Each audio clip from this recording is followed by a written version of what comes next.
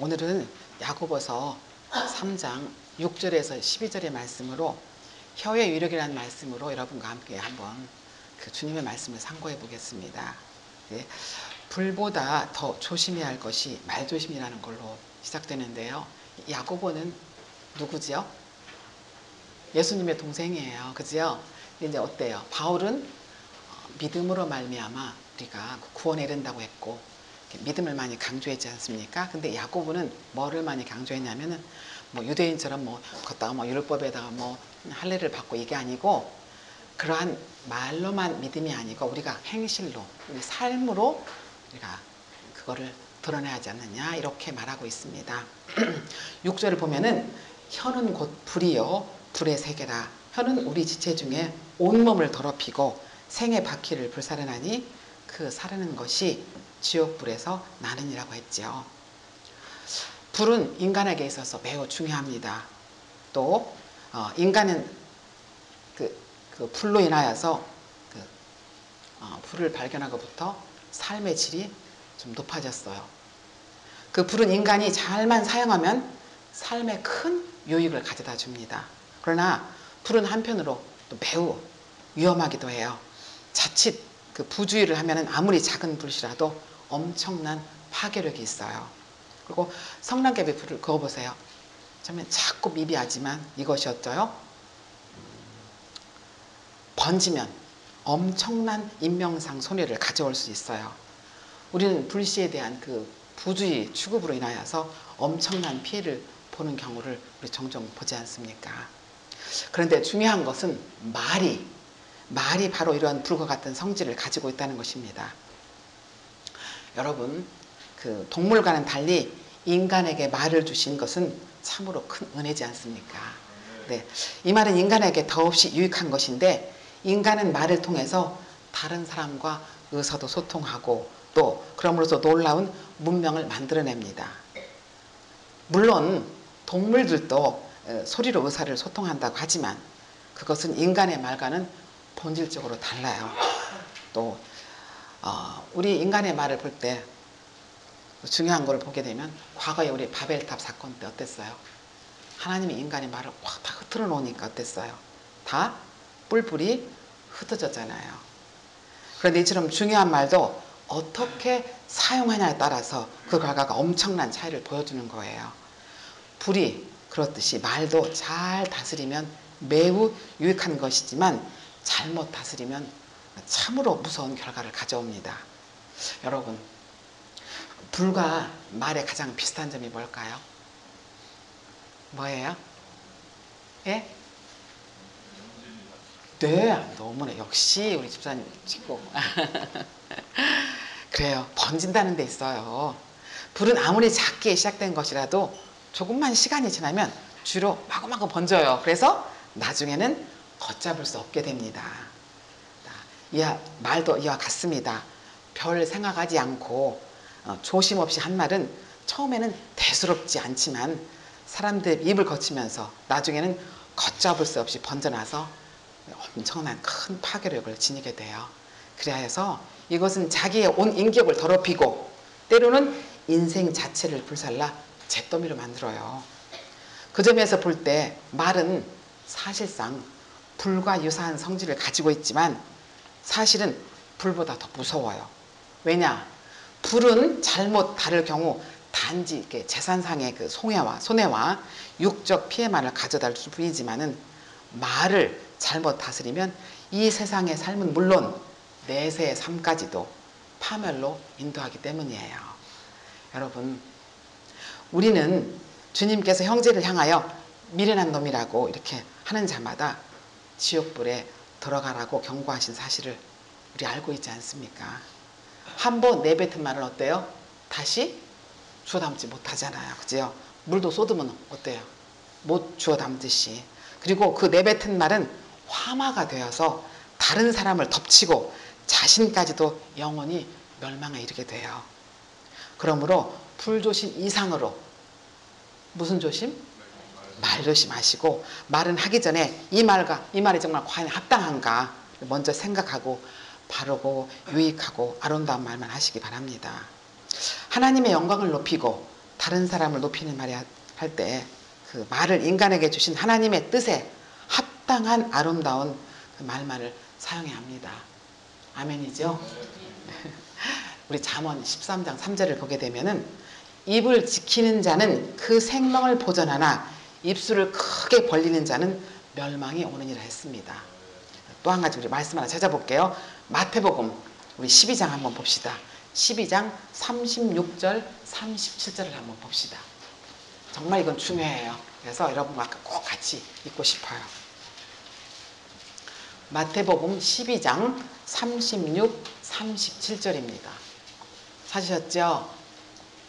자, 시작. 내가 너희에게 이르노니 사람이 무슨 유익한 말을 하든지 심판날에 이에 대하여 신문을 받으리니 내 말로 의롭다함을 받고 내 말로 정죄함을 받으리라. 그래요. 우리 심판 안 받을 사람 있어요, 없어요? 하나도 없죠. 심판날 하나님 앞에 서서 내가 했던 말로, 그래서 나는 해놓고 몰라 하지만 하나님이 다 기억하고 계신데요. 그래서 내가 했던 말로 너 참 잘했어, 수고했어, 그래 전국에 가. 네가 이런 말을 했지, 너 영원 지옥에 가. 우리 어때요? 평생 죽지도 못하고 평생 고통 속에 살을 거. 이 세상은 잠시 잠깐이지만 내세는 어때요? 영원하지 않아요. 어때요? 무섭죠? 평상시에 아무 생각 없이 했던 말들 하지 말고 정말 이 말이 합당한가를 잘 생각해서 하셔야 돼요. 아멘이죠? 예. 우리 그러면 7, 8절 한번 봅시다. 7, 8절 같이 읽어볼까요? 시작. 여러 종류의 짐승과 같이 읽으세요. 시작.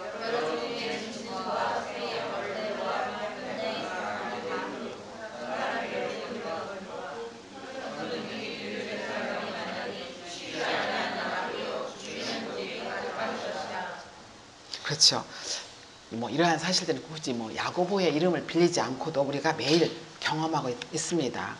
우리 동물원에 가게 되면 그 서커스 공연에서 말 못하는 짐승이나 뭐 새나 심지어 곤충들이 사람의 말에 따라서 막 정확하게 동작하는 걸 보지요. 그럼 어때요? 참 신기하죠. 그런데 그 더욱 신기한 일은 이처럼 그 인간의 말을 도저히 알아들을 것 같지 않은 생물들은 시간을 들여서 훈련을 하잖아요. 그러면 사람이 생각했던 대로 어때요? 잘 따라 움직여주지 않습니까? 근데 정작 인간의 혀는 어때요? 그 주체이신 하나님의 뜻대로 움직여주지 않아요. 이제 권사님 죄송합니다. 있어요. 시간이 흐를수록 나이가 드실수록 어때요? 혀가 더욱 말을 안 들어요. 또 아집이라는 것이 생기지 않습니까? 그래서 더욱 더 말을 안 듣는 것이 바로 우리 혀입니다. 혀는 길지도 않아요. 세 집밖에 안 된답니다. 그런데도 실제로 우리 생활 현장에서 자신의 마음과 뜻대로 움직여주거나 침묵을 지키지 않은 혀 때문에 곤욕을 치를 수도 있어요. 그죠? 자, 그러면 이처럼 우리가 스스로 다스리기 어려운 우리의 혀와 마음을 다스릴 자는 과연 누구겠어요? 예, 하나님 한 분이에요. 예, 우리를 창조하신 하나님 한 분이죠. 그분은 우리의 혀와 마음을 창조하신 분이기에 오직 그분에게만 우리의 혀를 올바르게 다스릴 수 있는 힘과 권능이 있는 거예요. 그리고 성도들 가운데는 하나님의 주권을 인정하면서도 자기의 입과 혀만큼은 자기 마음대로 움직여버려요. 그죠? 여러분, 만일 우리가 진정으로 그 하나님의 주권을 인정하는 성도들이라면 우리의 재산뿐 아니라 혀와 마음까지도 하나님 손길에 어때요? 맡겨야죠. 그래야 옳지요? 네, 아멘.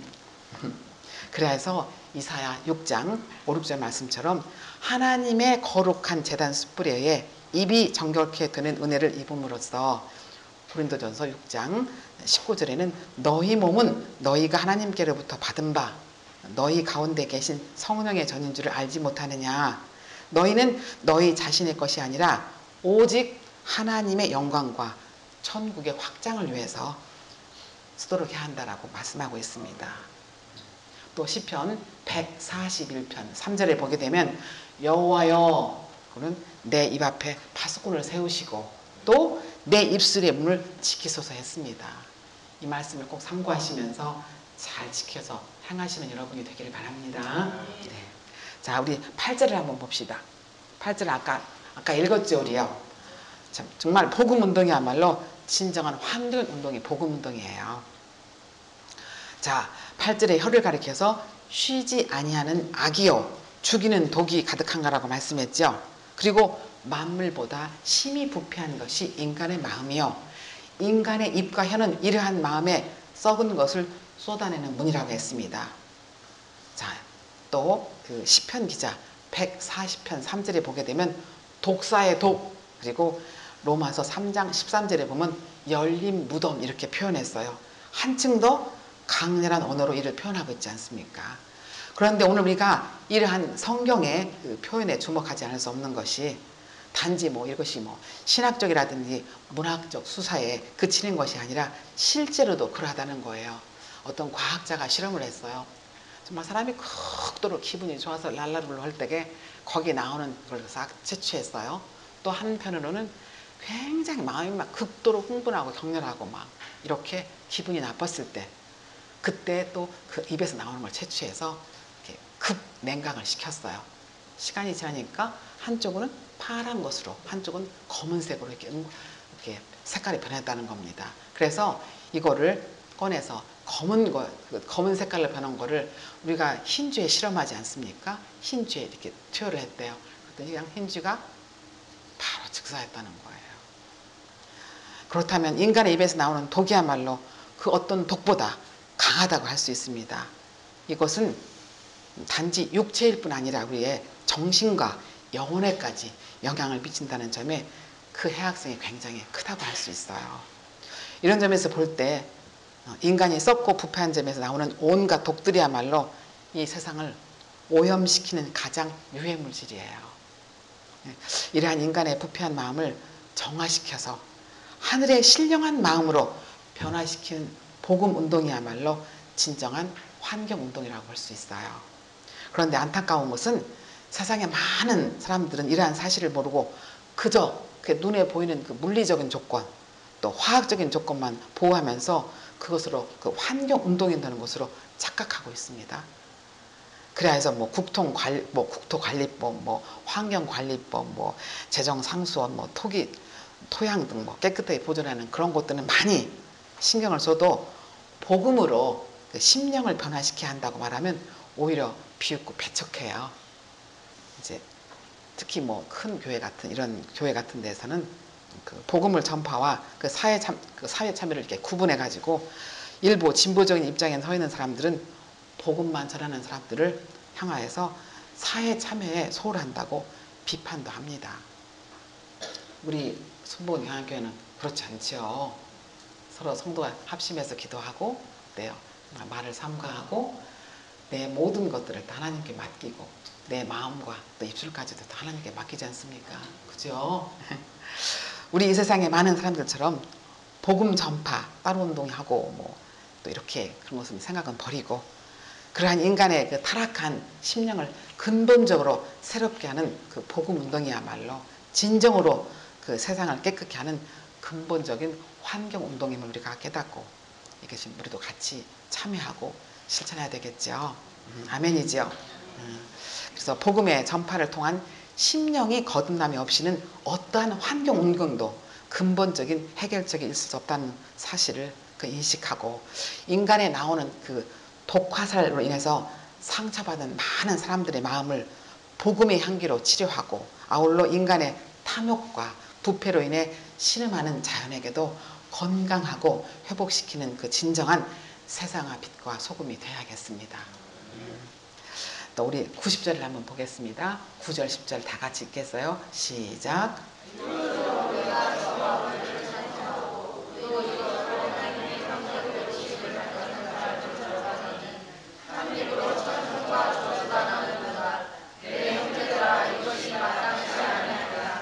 그렇지요. 그 혀를 통해 하나님을 어때요? 찬송할 수도 있고 사람을 저주할 수도 있어요. 한 입으로 이러한 찬송과 저주가 나오는 것이 마땅치 않다라고 야고보가 이렇게 말하고 있지 않습니까? 왜냐하면 창세기 1장 26절에 뭐라고 했냐면은 사람이 곧 이 우주 가운데 유일하게 누구의 형상으로 지음받았죠? 그래요. 하나님의 형상으로 지음받은 존재로서 이러한 사람을 저주하는 것이 곧 그를 지으신 하나님을 저주하는 것과 다를 바가 없기 때문이에요. 그래서 우리는 하나님에 관한 그 인간에 대한 관계를 결코 하나님과 인간관계 저도 분리해서는 안 됩니다. 누군가가 여러분 앞에서 입이 마르도록 칭찬했다고 합시다. 장로님 죄송해요. 자, 장로님 보는 앞에서 장로님 멋지고 권사하고 착하고 훌륭해. 아마 천국에 가고도 남음 있을 거야. 막 입이 마르도록 칭찬했어요. 그런데 뒤돌아서서 자녀를 향하여서 온갖 험한 말로 욕했어요. 아, 걔 우리미, 아, 뭐, 우와, 뭐, 조금 이렇게 욕했단 말이에요. 그러면 과연 그분이 진정으로 우리 장로님을 칭찬했을까요? 이게 좀 생각이 들어요. 오히려 여러분을 향해 직접적으로 욕하는 것보다 더 큰 모욕감과 분노를 느끼시겠죠, 장로님. 예. 이는 곧 여러분의 자녀는 여러분의 형상이요. 또 더 나아가 어떠한 그 여러분보다 더 귀한 존재이기 때문이에요. 예, 우리가 하나님 앞에서 다 그러한 존재잖아요. 근데 이렇게 하면 안 되죠. 하나님과 사람 관계도 이와 전혀 다를 바가 없어요. 이때 이를 살필 때 인간은 하나님의 형상으로 지음받은 존재일 뿐 아니라 하나님께서 우리를 사랑하사 당신의 독생자까지 주신 그 사랑하는 우리지 않습니까? 그 정말 독생자까지 주어서 희생시킬 정도로 그 귀한 존재이기 때문입니다. 그러기에 성경에는 사람에게 한 것이 곧 하나님의 한 것이라는 그 말씀을 무수히 많이 나옵니다. 그래서 사람을 향해서 아까도 나왔지만 바보, 멍청이라는 뜻으로 라가 있잖아요. 라가라고 말한 사람도 어쩐다고 그랬어요? 그래요. 지옥불에 간다고 했잖아요. 성도 여러분, 만일 우리가 진정으로 하나님을 찬송하고 그분을 공경하게 원한다면 그 형상으로 지음받은 인간을 존중하고 사랑하는 법을 잘 배워야 되겠죠. 그래서 이래요. 요한일서 4장 20절에는 보이는 사람을 사랑을 못하는 자가 어떻게 보이지 않는 하나님을 올바로 섬긴다는 것은 애초부터 불가능한 일이기 때문입니다 라고 하고 있어요. 우리는 하나님 사랑과 이웃 사랑이 결코 둘이 아니라 하나임을 분명히 알고 먼저 사람을 사랑하되 특히 인간의 눈으로 보기에 정말 아주 작고 보잘것없는 그 자들을 더욱 극진한 마음으로 섬김으로써 마지막 날 주님 앞에 섰을 때 어때요? 주님 앞에 큰 칭찬과 상급이 주어질 것입니다. 아멘이죠. 네. 로마서 14장 4절에 이게 있어요. 남의 하인을 판단하는 너는 누구뇨? 그 섰는 것이 넘어지는 것이 제 주인에게 있음에 저가 세움을 받으리니 이는 저를 세우시는 권능이 주께 있음이라 그랬어요. 왜? 내 자녀가 말을 안 듣잖아요. 말 안 들으면 정말 체벌이라도 해서 어때요? 맴매하잖아요. 때려주죠. 근데 때려도 내가 때려야지 남이 와서 내 자녀 때리면 어떡겠어요? 그거 마찬가지예요. 속상하죠. 네. 자, 그러면 이제 우리 11절을 한번 보겠습니다. 11절 같이요. 시작.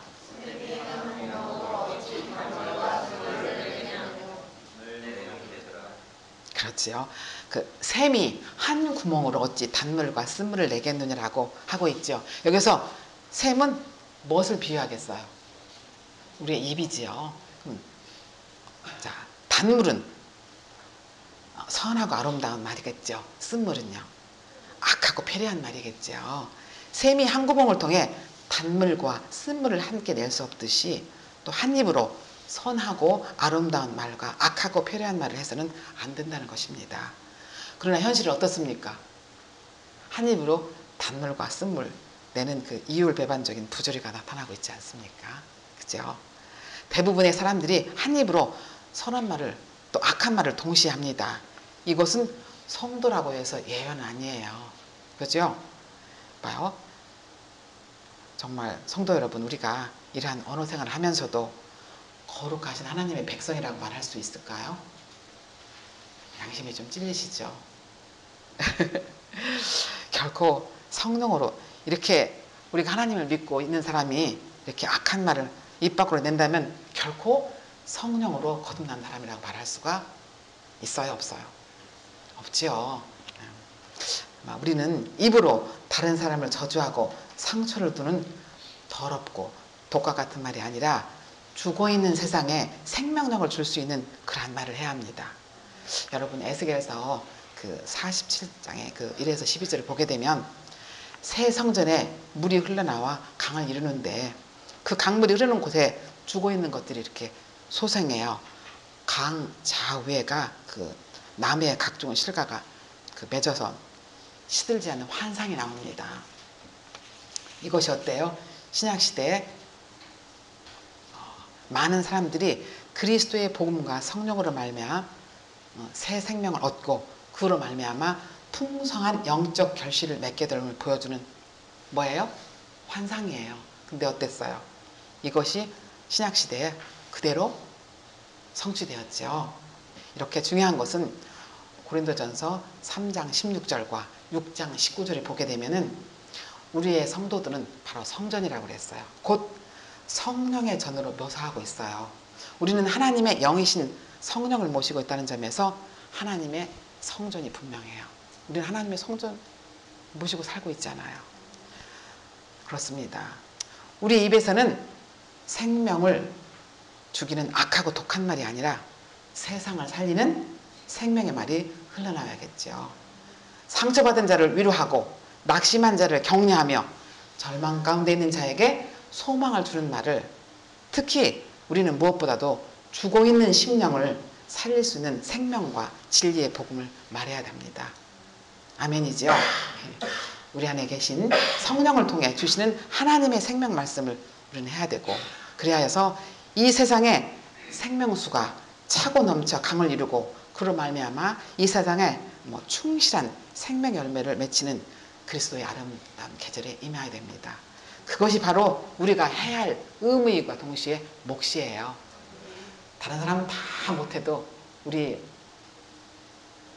경양교회에 있는 우리 성도들은 정말 잘 할 수 있으리라고 저는 믿어요. 아멘이죠?